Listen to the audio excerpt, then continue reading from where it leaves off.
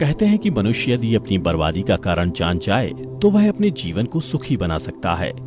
5000 साल पहले भगवान श्री कृष्ण द्वारा बताए गए इन्हीं कारणों की वजह से आज दुनिया भर के अधिकतर अपराधी या गुनाहगार या तो जेलों में बंद हैं या फिर भागते छिपते फिर रहे हैं।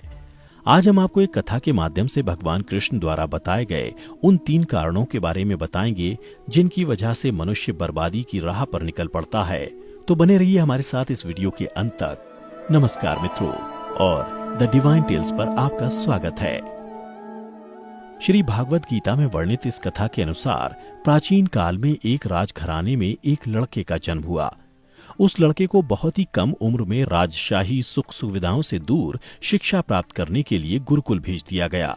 जिस गुरुकुल में वह बालक शिक्षा ग्रहण कर रहा था, वहाँ का वो सबसे होनहार विद्यार्थी था। गुरुकुल में उस बालक ने सारे हिंदू वेद पुराण और शास्त्रों का अध्ययन किया, परंतु दुर्भाग्य से उस बालक की अभी गुरुकुल की शिक्षा समाप्त भी नहीं हुई थी कि उसके माता पिता और सभी भाई बहन एक प्राकृतिक आपदा में मारे गए। माता पिता और अपने भाई बहन को खोने के बाद वह बालक सांसारिक मोह माया से विरक्त हो गया और गुरुकुल से शिक्षा पूर्ण करने के बाद उसने प्रण लिया कि वह अपना संपूर्ण जीवन लोगों की भलाई में व्यतीत करेगा। उसके बाद वह बालक सन्यासी बन गया और वह सांसारिक वस्तुओं से दूर हिमालय के जंगलों में चला गया। फिर उसने वहां लंबे समय तक तपस्या की और तपस्या पूर्ण होने के बाद उस सन्यासी ने लोगों को शिक्षा देना आरंभ किया। समय के साथ साथ उस सन्यासी की चर्चा चारों ओर होने लगी और दूर दूर से लोग उससे शिक्षा प्राप्त करने और अपनी समस्याओं का समाधान खोजने के लिए आने लगे। सन्यासी सभी लोगों की समस्या बड़ी ही आसानी से सुलझा देता, जिस वजह से वह कुछ ही समय में पूरे राज्य में मशहूर हो गया। दुर्भाग्य से उस समय उस राज्य का एक राजा एक क्रूर व्यक्ति हुआ करता था। उसे जब इस सन्यासी के बारे में पता चला तो उसने सन्यासी से मिलने का निश्चय किया और अगली सुबह वह राजमहल से निकल उस सन्यासी की कुटिया जा पहुंचा। वहां पहुंचकर उसने उस सन्यासी से भेंट की, जिसके बाद एक चमत्कार हुआ। वह राजा पहली ही मुलाकात में सन्यासी के व्यक्तित्व से इतना प्रभावित हुआ कि उसने उसी समय से अच्छाई की राह पर चलने की ठान ली और मन ही मन सोचने लगा कि इतनी छोटी सी मुलाकात में ये सन्यासी मुझे इतना बदल सकता है, तो अगर ये हमेशा मेरे साथ रहने लगे तो मेरी तो जिंदगी ही बदल जाएगी। इसके बाद राजा सन्यासी से अपने साथ राजमहल चलने के लिए आग्रह करने लगा। राजा के आग्रह को सन्यासी ठुकरा ना सके और वो राजमहल चलने को तैयार हो गए। राजा सन्यासी को साथ लेकर राजमहल की ओर चल दिए।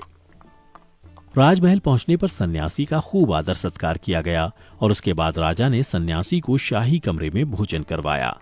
भोजन के पश्चात सन्यासी ने राजा को धन्यवाद दिया और राजा से जाने की आज्ञा मांगी, जिस पर राजा ने सन्यासी से कहा, आप हमारे बगीचे में जब तक चाहें रह सकते हैं। आपको यहाँ किसी भी प्रकार की कोई असुविधा नहीं होगी। यह सुनकर सन्यासी ने राजा का प्रस्ताव स्वीकार कर लिया।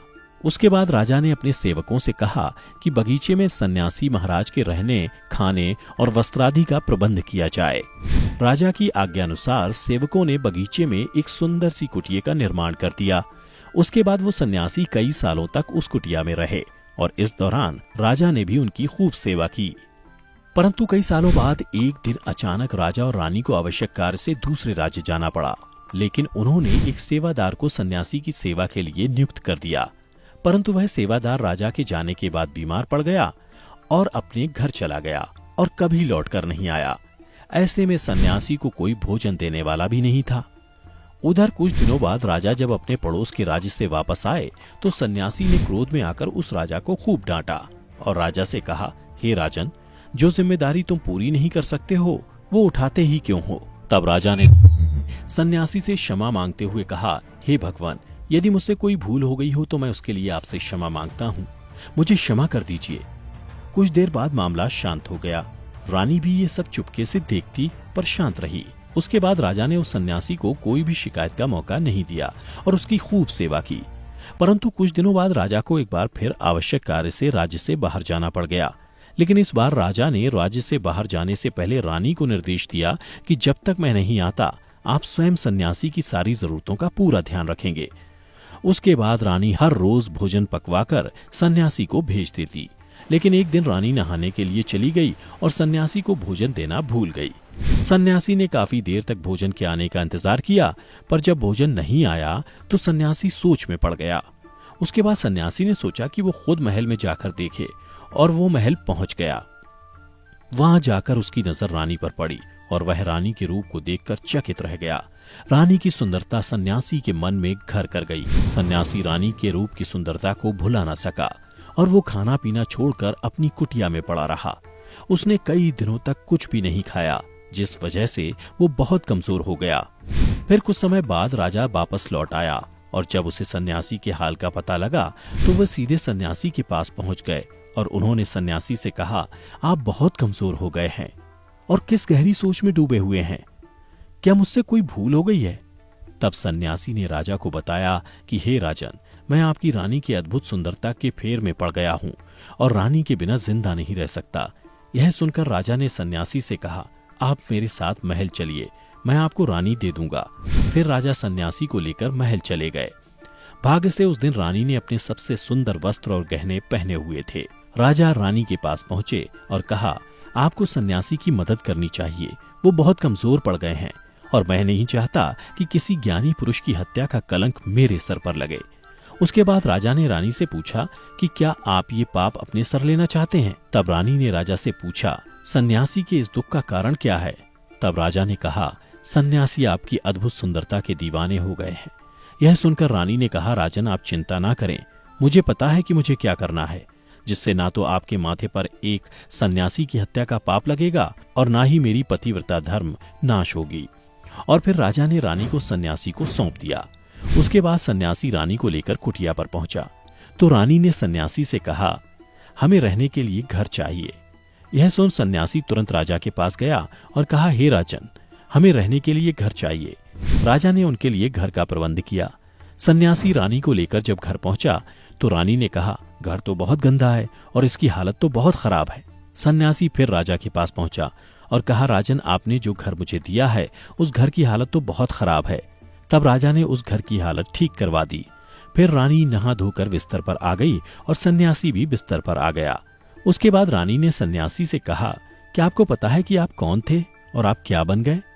आप एक महान सन्यासी थे जिसके लिए स्वयं राजा भी सारी जरूरत की वस्तुएं उपलब्ध कराते थे और आज आप वासना के कारण मेरे गुलाम हो गए हैं। ये सुनकर सन्यासी को महसूस हुआ कि वो तो एक सन्यासी है जो अपनी सारी सुख सुविधाओं को छोड़कर शांति की तलाश में जंगलों में चले गए थे। सन्यासी जोर जोर से चिल्लाने लगा और रानी से कहा, क्षमा कीजिए, मैं अभी आपको राजा को सौंप के आता हूं। तब रानी ने प्रश्न किया, महाराज, जब उस दिन आपको भोजन नहीं मिला तो आप बहुत क्रोधित हो गए थे। मैंने आपका ये रूप पहली बार देखा था, तभी से मैंने आपके व्यवहार में परिवर्तन महसूस किया। तब सन्यासी ने रानी को समझाया कि जब मैं जंगल में था तो मुझे समय पर भोजन भी नहीं मिला करता था, पर महल में आने के बाद मुझे सुविधाएं मिली और मैं इसके मोह में फंस गया। मुझे इसके प्रति लगाव उत्पन्न हो गया और फिर इनको पाने का लालच हो गया, और जब मुझे ये नहीं मिला तो क्रोध उत्पन्न हुआ। सन्यासी ने बताया कि सच तो यह है कि अगर इच्छा पूरी ना हो तो क्रोध उत्पन्न होता है और अगर पूरी हो जाए तो लालच बढ़ जाता है। और फिर सन्यासी ने बताया कि यही इच्छा की पूर्ति मुझे वासना के द्वार तक ले आई और मैं आपके प्रति आकर्षित हो गया। इसके बाद सन्यासी को समझ आ गया कि उनको जंगलों में वापस लौट जाना चाहिए और उन्होंने ऐसा ही किया। दर्शकों, भागवत गीता में श्री कृष्ण ने नरक के 3 द्वार बताए हैं और ये 3 द्वार है काम, क्रोध और लोभ। तो दर्शकों, आपको भगवान श्री कृष्ण की सुनाई ये कथा कैसी लगी नीचे कमेंट कर अवश्य बताएं। साथ ही अगर आपको हमारी ये वीडियो पसंद आई हो तो ज्यादा से ज्यादा लाइक और शेयर करें और ऐसी ही और भी आध्यात्मिक वीडियोस के लिए अभी हमारे चैनल द डिवाइन टेल्स को सब्सक्राइब कर लें। अब हमें दीजिए इजाजत। आपका बहुत बहुत शुक्रिया।